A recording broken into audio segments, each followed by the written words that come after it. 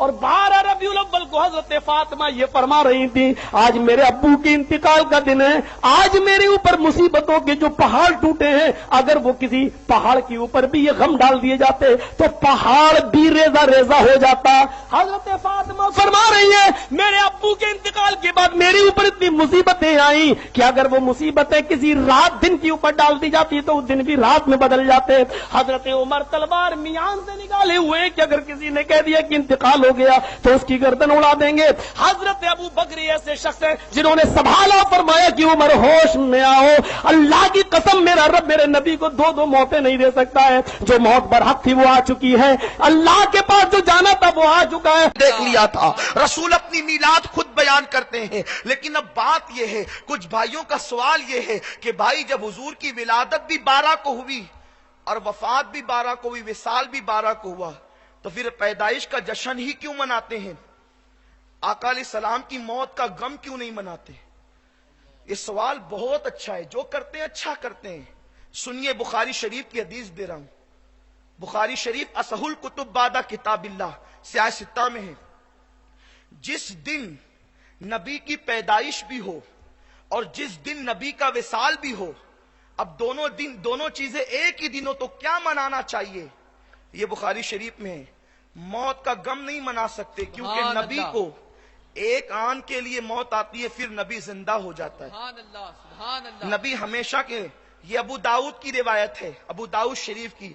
आका फरमाते हैं, इन्नल्लाह तआला हर्रमा अलल अर्द अन ताकुल अजसादल अंबिया फनबियुल्लाह हय्युन युरज़क। आका फरमाते हैं, अल्लाह ने जमीन पे हराम कर दिया है कि वो नबियों के जिस्मों को खाए। अल्लाह का नबी जिंदा है। फनबियुल्लाह हय्युन, अल्लाह का नबी जिंदा है। कौन कह रहा है? हुजूर कह रहे हैं। और ये सियाह सित्ता जो 6 किताब है जिसको सब मानते हैं, उसमें है अल्लाह का नबी जिंदा है। फनबियुल्लाह हय्युन, नबी जिंदा है। युरज़क, ऐसा जिंदा है कि जितनी जरूरत की चीजें हैं सब अल्लाह नबी को कब्र में अता करता है, नबी को रोजी दी जाती है। तो अर्ज कर रहा था, 12 रबीउल अव्वल विलादत भी है, 12 रबीउल अव्वल को विसाल भी है, तो मनाए पैदाइश का दिन। ये बुखारी शरीफ की हदीस में क्या है सुनो। मेरे आका फरमाते हैं, जुमा ईदुल मोमिनीन है। अगर आपकी गलत फहमी है तो दूर कर लें, 2 ईदें नहीं है। कुछ भाइयों को यह भी गलत फहमी है कि दुनिया में 2 ईद है, ये तीसरी ईद मिलादुन नबी कहां से आ गई? अगर आप बुखारी शरीफ पढ़ेंगे तो पता चलेगा ईदें 2 नहीं है। अगर आप 2 ईदें कहते हैं तो गोया आप बुखारी को नहीं मानते। इमाम बुखारी हदीस लाए हैं, हदीस पाक है। आका फरमाते हैं, जुमा ईदुल मोमिनीन है, यानी इस तीसरी ईद का तस्करा। मेरे आका ने फरमाया, जुमा ईदुल मोमिनीन है, मोमिनीन के लिए ईद का दिन है। अब ईद का दिन क्यों है या रसूल अल्लाह? जुमा ईद का दिन क्यों है? तो मेरे आका फरमाते हैं, जुमा के दिन हजरत आदम की पैदाइश हुई थी, जुमा के दिन हजरत आदम की पैदाइश हुई थी, और जुमा ही के दिन हजरत आदम का विसाल हुआ था। तो पैदाइश भी जुमा के दिन और विसाल भी जुमा के दिन। तो आका फरमाते हैं, इसलिए जुमा ईदुल मोमिनीन है। या रसूल अल्लाह, जब पैदाइश भी जुमा को हुई और विसाल भी जुमा को हुआ तो फिर ईद का दिन क्यों है? तो जिस दिन आदम पैदा हो और जिस दिन आदम का विसाल हो, उस दिन को मेरे रसूल ईद का दिन कह रहे हैं। तो आदम अफजल है या मुस्तफा अफजल है? मेरे आका जाने आदम है, इसलिए आका की पैदाइश का दिन भी ईद का दिन है। ईद नहीं बल्कि ईदों की ईद का दिन है। मेरे प्यारे आका अलैहिस्सलाम के प्यारे दीवानों, अब बात इतनी है, कुछ भाइयों को यह भी एतराज है कि हम उस दिन तो हुजूर पर्दा फरमाए, हुजूर अलैहिस्सलाम ने मौत का मजा चखा। हजरत फातिमा रो रही थी, हजरत आयशा रो रही थी, सिद्दीक अकबर रो रहे थे। फिर हम झंडे क्यों लगाएं, हम परचम क्यों लहराएं, हम लाइटिंग क्यों लगाएं, हम खुशियां क्यों मनाएं? सुनो, फातिमतु ज़हरा नबी की मौत पर नहीं रो रही थी, आयशा सिद्दीका नबी की मौत पर नहीं रो रही थी। मैं जिम्मेदारी के साथ अर्ज करूंगा, इसलिए कि नबी की बीवी को बेवा कहने की इजाजत नहीं है, इसलिए कि नबी की बीवी को बेवा क्यों नहीं कह सकते? उनको हम उम्मुल मोमिनीन कहते हैं, उनको हम रसूलुल्लाह की बीवियां कहते हैं। कुरान ने भी उनको नबी की बीवी कहा है और नबी की बीवियां कहकर खिताब किया है, और कुरान कयामत तक मौजूद रहेगा। लीजिए, अर्ज ये कर रहा था कि सैयदा फातिमा के बारे में यह है कि वो अपने वालिद की मौत पर रो रही थी। वालिद की मौत पे वो नहीं रो रही थी, جناب عائشہ صدیقہ کے بارے میں کہ وہ اپنے شوہر کی موت پہ رو رہی تھی، وہ حضور کی موت پہ نہیں رو رہی تھی. بات یہ تھی کہ ان سب کا عقیدہ ہے.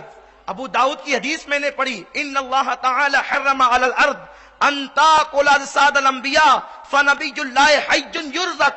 اللہ کا نبی زندہ ہے اور اسے روزی دی جاتی ہے. یہ صحابہ کا عقیدہ تھا، بلکہ صدیق اکبر کا عقیدہ تو یہاں تک ہے انہوں نے حضور علیہ السلام کے پردہ فرمانے کے 2.5 سال کے بعد یہ وصیت کی، جب میرا انتقال ہو جائے تو میرا جنازہ رسول کے آستانے پر لے جانا، دروازہ بند ہوگا، جنازہ باہر رکھ دینا اور پوچھنا یا رسول اللہ جو ابو بکر ساری زندگی آپ کے ساتھ ساتھ رہا وہ قبر میں بھی آپ کے ساتھ رہنا چاہتا ہے. اس حدیث کو الخصائص الکبریٰ میں امام سیوطی نے لکھا ہے. جب اللہ اکبر صدیق کا وصال ہو گیا، سب لوگ جنازہ لے کر کے پہنچے. مولا علی نے عرض کیا یا رسول اللہ جو ابو بکر دنیا میں ساتھ ساتھ رہا وہ قبر میں بھی ساتھ رہنا چاہتا ہے. یہ کب علی عرض کر رہے تھے؟ مولا علی کب عرض کر رہے تھے؟ علی کسی مولوی کا نام نہیں، علی مولائے کائنات کا نام ہے، جس کے بارے میں نبی کہے انا مدینۃ العلم و علی بابھا، میں علم کا شہر ہوں، علی اس کا دروازہ ہے. وہ علی ہاتھ جوڑ کر کہتے ہیں حضور یہ ابو بکر آپ کے ساتھ مزار میں رہنا چاہتے ہیں. امام سیوطی حدیث لکھتے ہیں اندر سے آواز آئی محب کو محبوب سے ملا دیا جائے اور دروازہ کھل گیا. صحابہ نے نبی کے قدموں میں رکھ دیا. یہ صحابہ کا عقیدہ تھا. وہ نبی کی موت پر نہیں رو رہے تھے، نبی کے بچھڑنے کی وجہ سے رو رہے تھے. اب ہم حضور کی زیارت نہیں کر سکیں گے، اب حضور کا دیدار نہیں کر سکیں گے. ہم کیوں نہیں روتے اس دن؟ ہم ملے ہی نہیں ہے تو بچھڑیں گے کب؟ سبحان اللہ. ہم ملے ہی نہیں ہے. ہم حضور علیہ السلام کی ہم نے زیارت کب کی ہے؟ وہ زیارت نہ ہونے کے صدمے سے رو رہے تھے. اس لیے یہ کہنا کہ صحابہ کرام اس دن رو رہے تھے، ہم خوشی کیسے منائیں؟ میں نے آپ کو بخاری کی حدیث پیش کر دی.